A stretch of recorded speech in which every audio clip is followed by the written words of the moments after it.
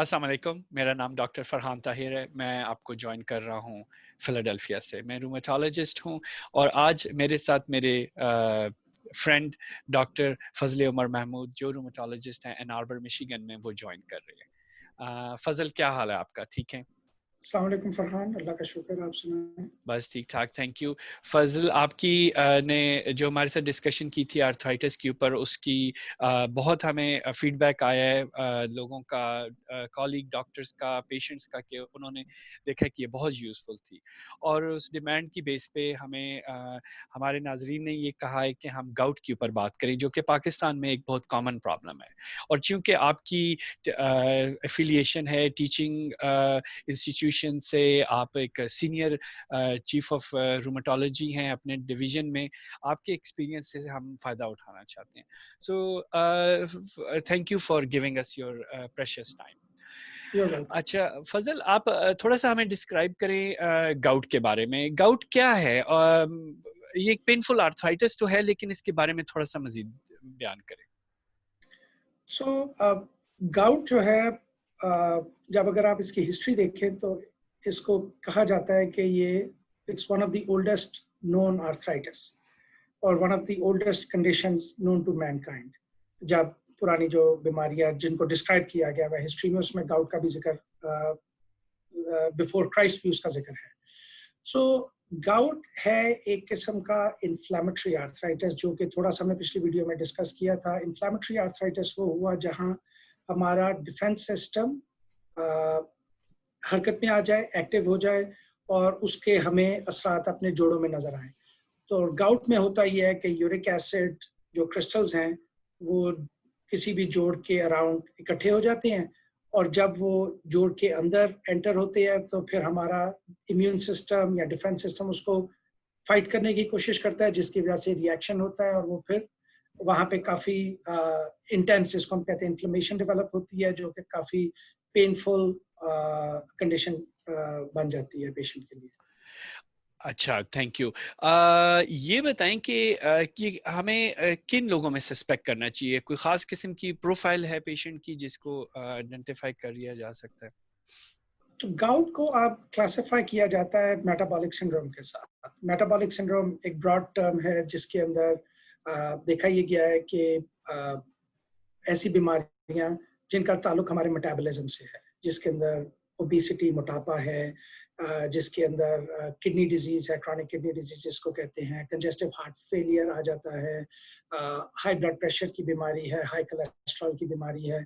ये जो इस तरह की बीमारियां जिन मरीजों में हों, उनके अंदर गाउट का इंसिडेंस ज़्यादा होता है।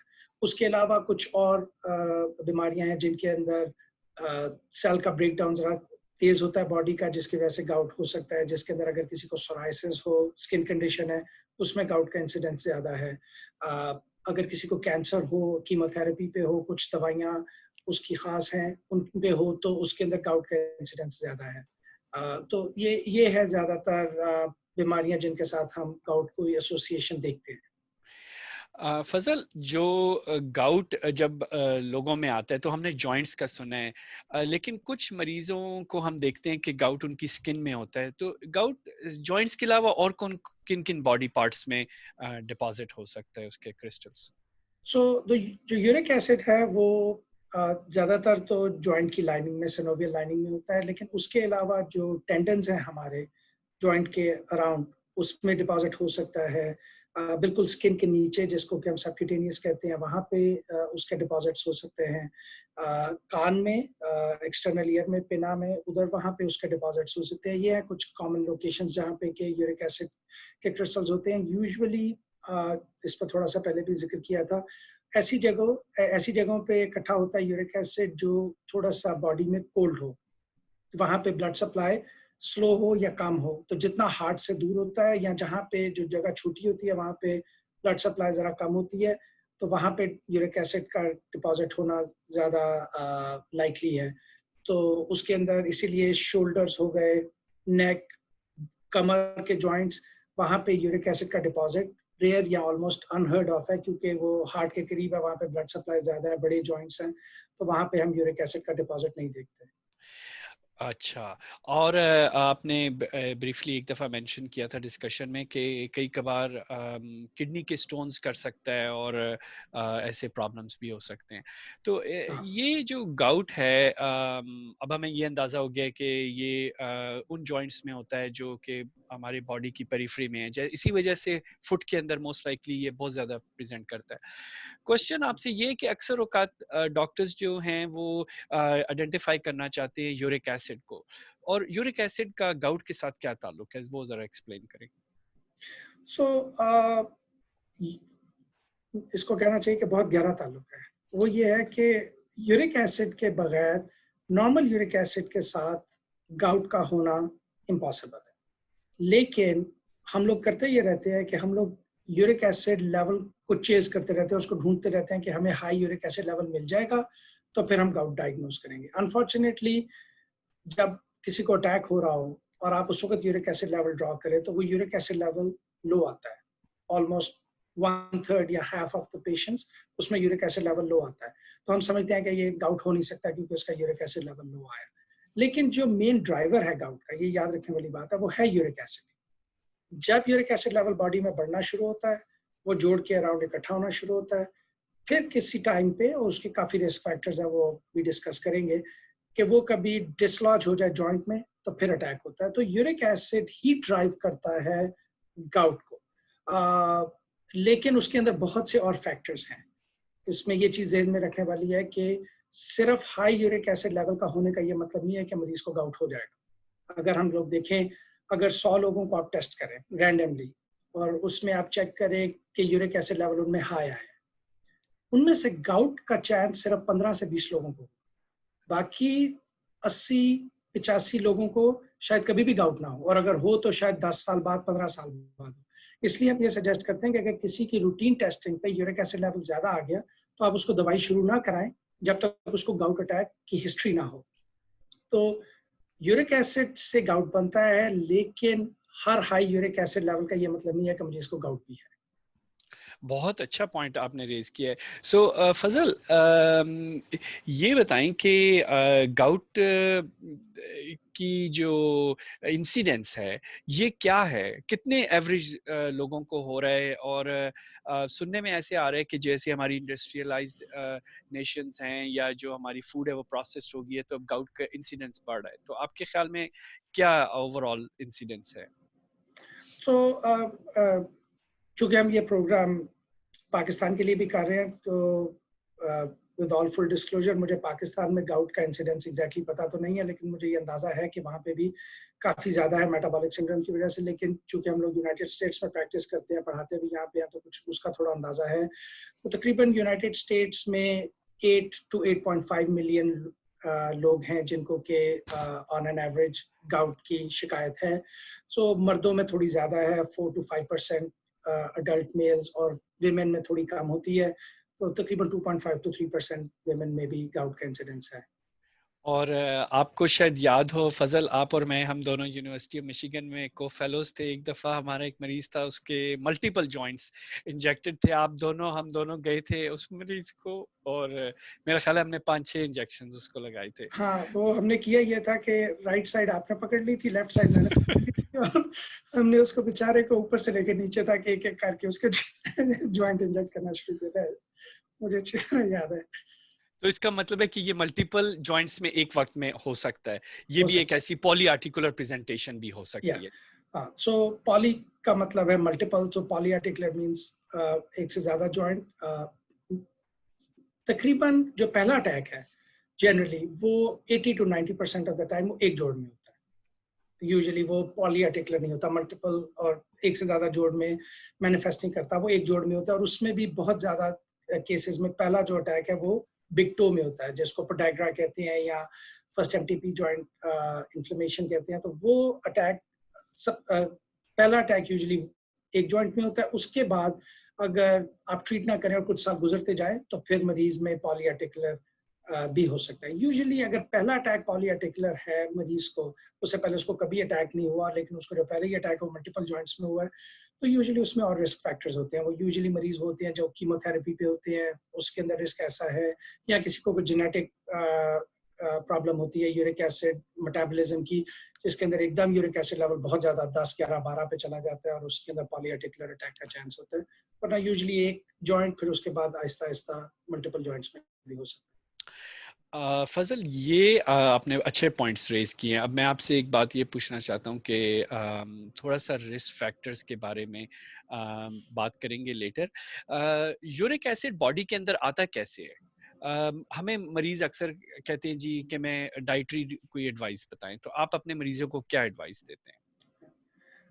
पहली तो बात ये समझने वाली है कि यूरिक एसिड जो है वो आप अगर बिल्कुल भी कुछ ना खाएं तो फिर भी हमारी बॉडी यूरिक एसिड बनाती है। वो जो हमारा जो नॉर्मल सेल्स हैं जिनकी अपनी नॉर्मल लाइफ स्पैन है, जब वो एक सेल की डेथ होती है या व्हेन द सेल डाइज, तो उसके अंदर जो न्यूक्लियक एसिड है, जो हमारा डीएनए मटेरियल है, जो जिसके अंदर सारी इंफॉर्मेशन होती है, जिसको हम न्यूक्लियक एसिड कहते हैं, उसके ब्रेक डाउन प्रोडक्ट से यूरिक एसिड बनता है। वो अब ह्यूमन में वो एंजाइम है जिसको उसको ब्रेक डाउन करके यूरिक एसिड में कन्वर्ट करता है। यूरिक एसिड जो है वो सॉल्युबल नहीं है बहुत ज़्यादा। उसका ये मतलब है कि वो बहुत ज़्यादा हल नहीं हो सकता लिक्विड के अंदर। तो वो हमारे बॉडी टिश्यू, हमारी ब्लड के अंदर बहुत ज़्यादा हल नहीं हो सकता, जज़ब नहीं हो सकता, तो वो अपना अलहदा एक डिपॉजिट बनाना शुरू कर देता है। जैसे कि अगर आप नमक को बहुत देर रख दें खुली फिजा में, तो वो आहिस्ता-आहिस्ता वो उसके रॉक सा क्लम्प्स बनना बन शुरू हो जाएंगे। जाता है, क्लम्प बनना शुरू हो जाता है। तो इस तरह यूरिक एसिड भी वो सॉल्युबल नहीं होता, चूँकि डिसॉल्व नहीं हो सकता, तो वो क्लम्प बनना शुरू हो जाता है। बाकी स्पीशीज़ जो हैं ह्यूमन्स के अलावा, उनके अंदर एक एंजाइम होता है एलेंटोइन, वो यूरिक एसिड को यूरिकेज होता है एंजाइम जो उसको एलेंटोइन में ब्रेक डाउन कर देता है। जो सॉल्युबल है वो फिर ब्लड में डिसॉल्व हो जाता है और बॉडी से एक्सक्रीट हो जाता है। तो ह्यूमंस में यूरिक एसिड इस तरह बिल्डअप होना शुरू होता है विद टाइम। इसीलिए अब ज़्यादातर हम देखते हैं कि मर्दों में 40 के बाद गाउट का इंसिडेंस बढ़ना शुरू होता है, क्योंकि विद टाइम हमारा यूरिक एसिड लेवल बढ़ना शुरू होता है। और उसके साथ फिर दूसरे फैक्टर्स ऐड होना शुरू हो जाते हैं जो कि यूरिक एसिड लेवल को बढ़ाते हैं। ओबेसिटी, मोटापा एक मेजर रिस्क फैक्टर है। जैसे जैसे हमारा वेट बढ़ता है, वैसे वैसे हमारे बॉडी का सेल टर्नओवर बढ़ता है, उसके अंदर यूरिक एसिड लेवल के बढ़ने का चांस है। फिर हाई ब्लड प्रेशर जब लोगों को होना शुरू हो जाता है, हाई ब्लड प्रेशर की वजह से रैपिड सेल टर्नओवर यानी कि सेल की डिटेरियोरेशन तेज होती है, यूरिक एसिड लेवल बढ़ना शुरू हो जाता है। ब्लड प्रेशर की कुछ दवाइयाँ हैं फिर जो यूरिक एसिड लेवल को बढ़ाती हैं। इसी तरह डायबिटीज़, जिसका इंसिडेंस बहुत ज़्यादा पाकिस्तान में, उसकी वजह से भी सेल टर्नओवर ज़्यादा हो जाता है। तो फिर ये इसी तरह एज के साथ-साथ और फैक्टर्स हैं जो बॉडी में यूरिक एसिड को बढ़ाते हैं। फिर हमारी खुराक है, जिसके अंदर ऑर्गन मीट हो गया, शेल फिश इतनी पाकिस्तान में तो वैसे कंज्यूम नहीं होती, यहाँ पे अमेरिका में ज़्यादा है, लॉबस्टर, श्रिम्प, उसके अंदर यूरिक एसिड ज़्यादा है। अल्कोहल में यूरिक एसिड का कंटेंट बहुत ज़्यादा है, बियर में बहुत ज़्यादा है यूरिक एसिड का कंटेंट। जिस तरह उसको फर्मेंट करते हैं बियर को गुआनिसिन के साथ, व्हिच इज़ एक्चुअली वो प्यूरिन है, न्यूक्लिक एसिड है, जिसकी वजह से यूरिक एसिड जो है वो बॉडी में बढ़ जाता है। तो कुछ हमारा बॉडी बढ़ाती है, बाकी कुछ हमारी डाइट है, तो ये सारे मिलके फिर आहिस्ता-आहिस्ता हमारा यूरिक एसिड लेवल को बॉडी में बढ़ाना शुरू कर देते हैं। सोडा है, फ्रुक्टोज ड्रिंक्स हैं, फ्रूट जूसेस हैं, या ये जिनको हम सोडा पॉप कहते हैं यूएस में, इनके अंदर फ्रुक्टोज होता है, फ्रुक्टोज से यूरिक एसिड लेवल बढ़ना शुरू हो जाता है। अच्छा, ये आपने यूज़फुल इंफॉर्मेशन प्रोवाइड की है। कई बार मरीज़ आते हैं, वो कहते हैं कि जी दालों में, नट्स में, कॉलीफ्लावर में, स्पिनच, मशरूम जो कि उर्दू में साग हो गया, ये मशरूम्स हो गए, उनमें होता है। क्या आपने अपनी क्लिनिकल प्रैक्टिस में ये देखा है कि वेजिटेबल से भी उतना ही नुकसान होता है जितना एनिमल प्रोटीन से होता है? हाँ, उसमें कोई ऐसा डेटा नहीं है, और जितनी एक्चुअली स्टडीज़ हैं वो ये शो करती हैं कि एनिमल प्रोटीन जो है, जो ये न्यूक्लिक एसिड है, उसके अंदर हायर कंटेंट है और उससे यूरिक एसिड लेवल बढ़ता है। जो प्लांट बेस्ड प्रोटीन्स हैं उसके साथ नहीं देखा गया कि यूरिक एसिड लेवल बहुत ज़्यादा बढ़ता हो किसी का। अ, आप थोड़ा सा ये एक्सप्लेन करें कि कुछ आमतौर पे मरीजों को मेडिकल प्रॉब्लम्स हो सकती हैं। एक कंडीशन जो हम रूमेटोलॉजिस्ट देखते हैं, सोराइसिस या सोरियाटिक आर्थराइटिस, उन लोगों में भी ज़्यादा होता है। आपने ब्रीफली मेंशन किया किडनी में, क्योंकि किडनी जो है वो अगर फंक्शन नहीं कर ली प्रॉपरली तो वो यूरिक एसिड रिलीज नहीं होता। आपने कुछ जिक्र किया कैंसर्स का और हार्मोनल प्रॉब्लम्स लाइक थायराइड के साथ भी आपने देखा होगा। तो ये थोड़ा सा एक्सप्लेन करें कि जो डायग्नोसिस है, आपने अपनी पिछली वीडियो में तो हमें एक्सप्लेन की थी, सो जरा थोड़ा सा एक बार दोबारा बता दें कि डायग्नोसिस कैसे कंफर्म होती है। पहले तो ये है कि मरीज की हिस्ट्री जो जिस हमने पिछली वीडियो में भी डिस्कस किया था वो सबसे इम्पोर्टेंट है कि मरीज से पहले पूछा जाए कि आपको इससे पहले कभी अटैक हुआ है। यूजुअली गाउट की थोड़ी सी जिसको हम मेडिसिन में कहते हैं natural history of the disease. अगर आप हम ये देख लें कि गाउट के नॉर्मल पैटर्न है क्या, तो उससे खुद ही समझ आ जाएगी कि आप जो सुनने वाला है उसको समझ आ जाएगी कि मेरे साथ कभी ऐसा हुआ है। तो होता यह है कि जनरली मर्दों में 40 के करीब जाके, और अगर उनमें ये रिस्क फैक्टर्स हों, कई दफ़ा ना भी हों, औरतों में यूजुअली 50 के बाद, क्योंकि 50 से पहले जब तक एस्ट्रोजन औरतों में प्रोड्यूस होता रहता है तब तक यूरिक एसिड लेवल यूजुअली लो रहता है। 50 के बाद जब एस्ट्रोजन प्रोडक्शन खत्म हो जाती है तो फिर उसके अंदर यूरिक एसिड लेवल बढ़ना शुरू हो जाता है। तो पहली हिस्ट्री यूजुअली होती है कि मरीज कहेगा कि मुझे एक अटैक हुआ था, बिग टो में हुआ था या टखने में हुआ था, और उसके बाद कई दफ़ा 3 महीने, 6 महीने, साल, 2 साल भी उसको मरीज को शायद दोबारा कभी अटैक ना हो, फिर उसके बाद उसको दोबारा अटैक हो। अगर तो मरीज को ये हिस्ट्री मरीज दे तो उससे आपको समझ आ जाती है कि ये मोस्ट लाइकली इसको गाउट के 2 अटैक हो चुके हैं, और बीच में इतना बड़ा जो वक्फा है उसको हम इंटरक्रिटिकल फेज कहते हैं, जो कि बहुत कॉमन है गाउट में।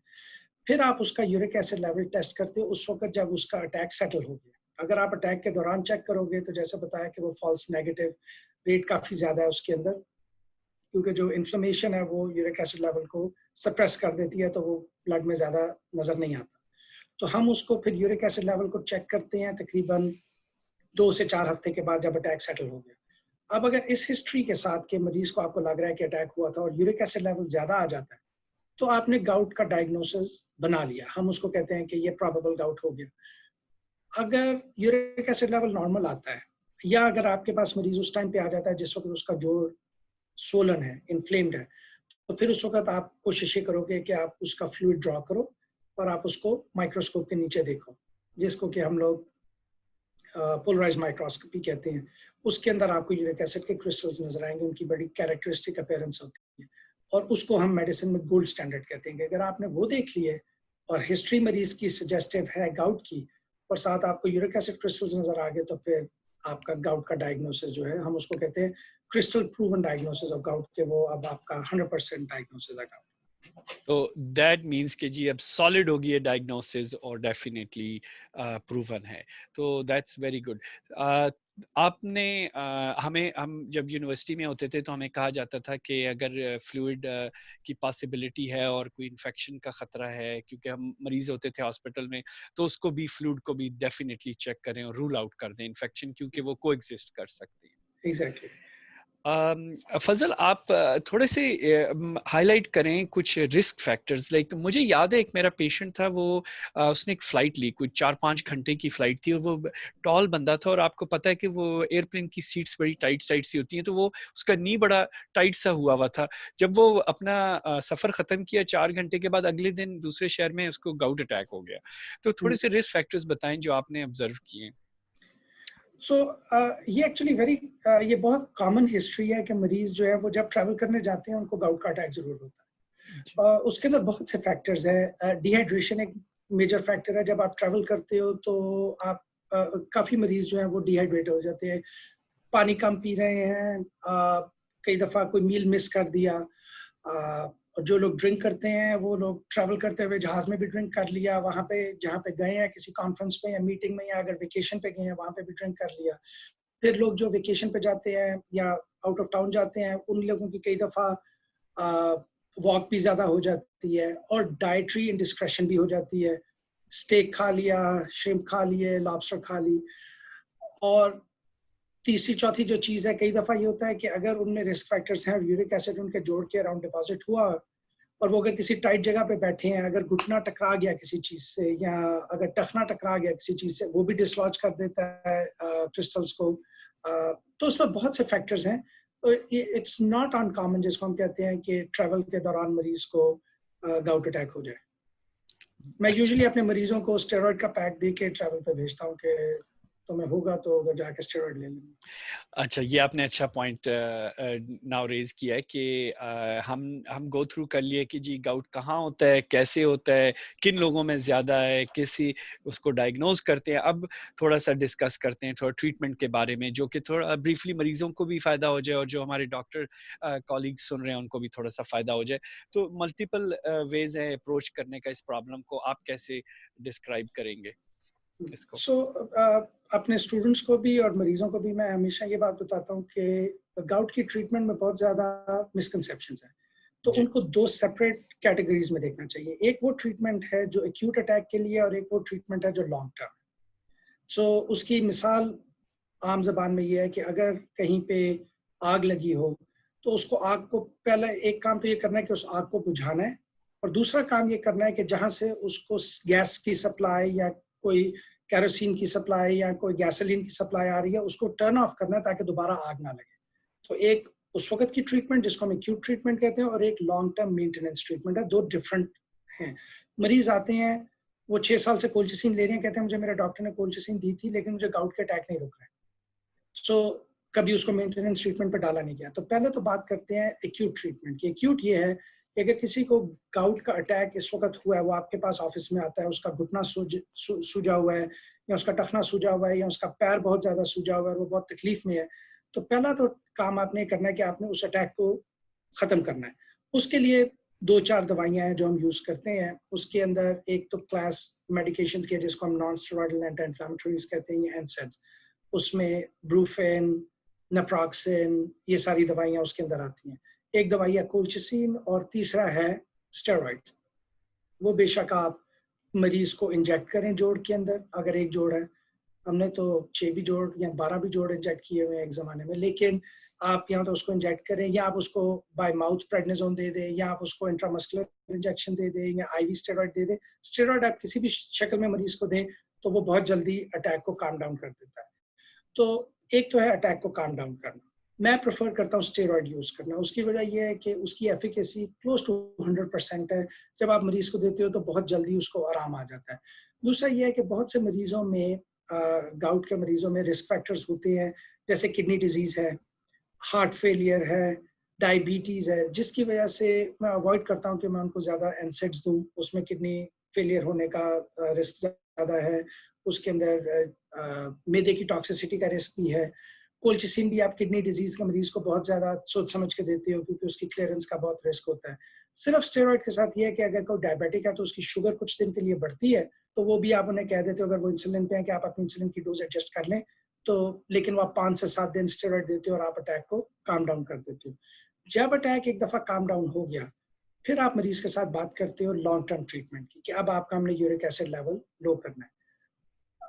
उसको लो करने के लिए फिर आप दवाई यूज़ करते हो एलोप्यूरिनॉल और उसकी भी उस वक़्त आप यूज़ करते हो जब मरीज़ को आप देखते हो कि साल में 2 से 3 अटैक हो चुके हैं और उसको कोई रिस्क फैक्टर नहीं है।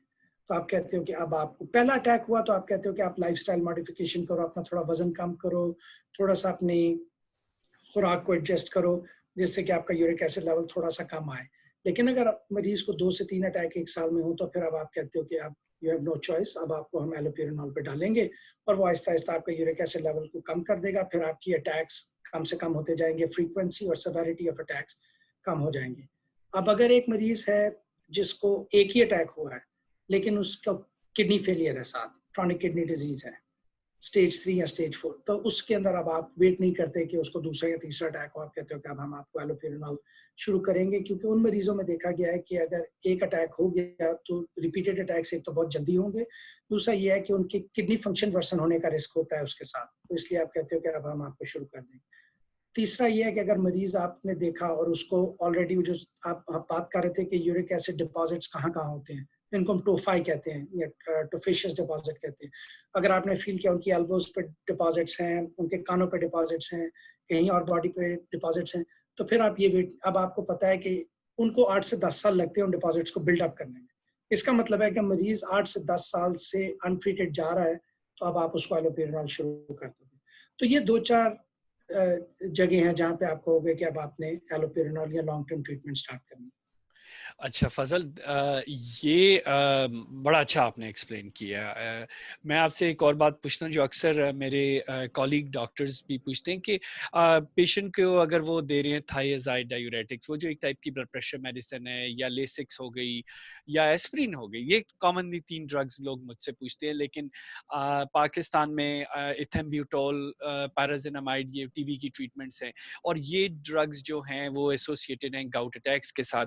आप किस तरह हैंडल करते हैं इस क्वेश्चन को कि किस दवाई को बंद करना है या नहीं करना?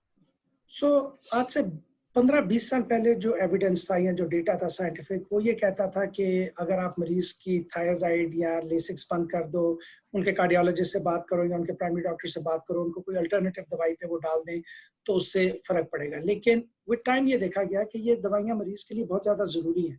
अगर आप कंजेस्टिव हार्ट फेलियर के मरीज का लेसिक्स बंद कर दोगे, तो उसको रिपीटेड कंजेस्टिव हार्ट फेलियर के अटैक होंगे, जो उसके लिए अच्छा नहीं है। या थायराइड डायूरेटिक बहुत इफेक्टिव ड्रग है ब्लड प्रेशर की मैनेजमेंट में। अगर आप वो बंद कर दोगे तो हो सकता है उसका ब्लड प्रेशर अच्छा कंट्रोल ना रहे। तो अब स्टडीज ये सजेस्ट करती हैं कि आप मरीज की ये दवाइयां बंद ना करवाएं जो उनके लिए इंपॉर्टेंट है। आप उनके यूरिक एसिड को एलोप्यूरिनॉल के साथ ट्रीट करें, ताकि उसको आप कंट्रोल करें। आप अपना काम करें और दूसरे डॉक्टर को उनका काम करने दें, ताकि उसकी दूसरी बीमारी जिसके लिए वो दवाई ले रहा है वो बिगड़े ना। बहुत अच्छा, थैंक यू। और एक और आपको शायद याद हो, हमें कहते होते थे हमारे डॉक्टर्स कि अगर कोलेस्ट्रॉल की दवाई है तो वो वाली ले लें जो थोड़ी सी यूरिक एसिड को लोअर करती है। थोड़ी यूरिक एसिड लोअरिंग थेरेपी के बारे में बता दें। मुझे ऐसे याद पड़ता है कि एम्लोडिपिन, नॉर्वेस्क हो गई, एटोर्वास्टैटिन एक दवाई है, या रोसुवास्टैटिन और लोसार्टन जो लो सर। हेल्प करती हैं उसके हाँ। लिए। तो थोड़ा सा उस बारे में बताएं। सो ये दवाइयां हैं जिसको वो हम लोग कहते थे कि find a reason to put the patient on this drug. कि जी। अगर मरीज को कोलेस्ट्रॉल है तो आप उसके प्राइमरी डॉक्टर को कहो कि भाई अगर आप फिनोफाइब्रेट ट्राइकोर, या अगर आप टोरवास्टैटिन लिपिटोर या टोरवा जो भी उसका नाम से अवेलेबल है, अगर आप वो मरीज को शुरू करा सकते हो तो ये उसके यूरिक एसिड को थोड़ा सा हेल्प करेगी। इसी तरह लोसार्टन जो एक ब्लड प्रेशर मेडिकेशन है, अगर किसी भी वजह से वो ले रहा है, ब्लड प्रेशर की वजह से या कंजेस्टिव हार्ट फेलियर की वजह से या कॉर्नरी आर्टरी डिजीज की वजह से, तो अगर लोसार्टन पे चला जाए इंस्टेड ऑफ दूसरे एस इनहिबिटर या आर, तो वो भी